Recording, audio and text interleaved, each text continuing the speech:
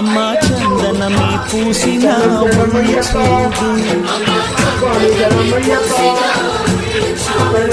అమ్మ పున్నమి పుట్టి ఆ కళ్ళు చూడు, అమ్మ